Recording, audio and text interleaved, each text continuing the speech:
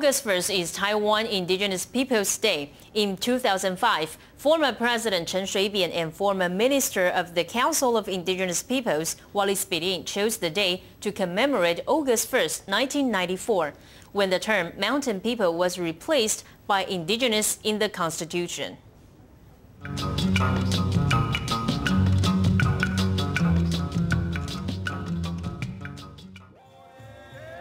About 2 decades ago, the Taiwan Association for Indigenous Rights, the earliest organization to advocate indigenous rights, launched a campaign to reclaim their indigenous identity.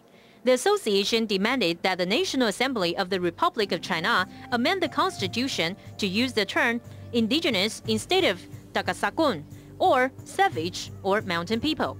They achieved success in 1994 when the constitution was amended to use the term indigenous. Phase 2 saw the National Assembly revise the term indigenous to indigenous peoples in the Constitution.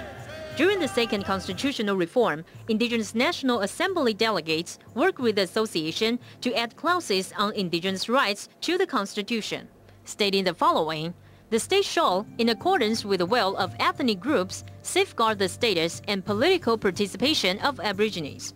The state shall also guarantee and provide assistance and encouragement of Aboriginal education, cultural, transportation, water conservation, health and medical care, economic activity, land and social welfare measures which shall be established by law.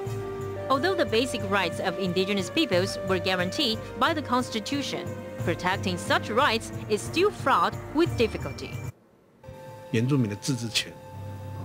Indigenous rights to autonomy, indigenous rights to land. These are the core rights.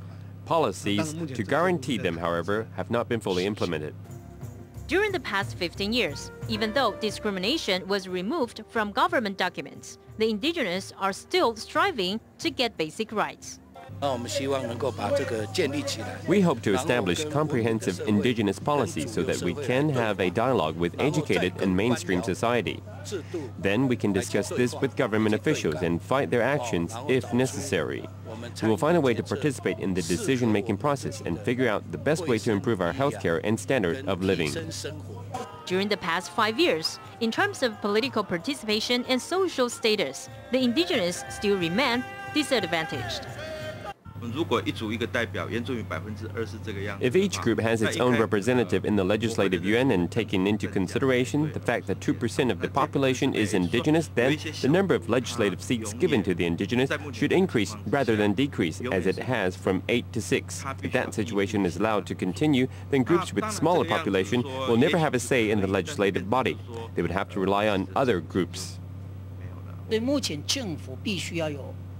The government has to establish a comprehensive scheme to develop indigenous cultural education and nurture indigenous specialists.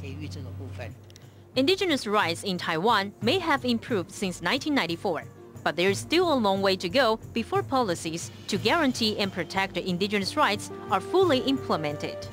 TITV Weekly.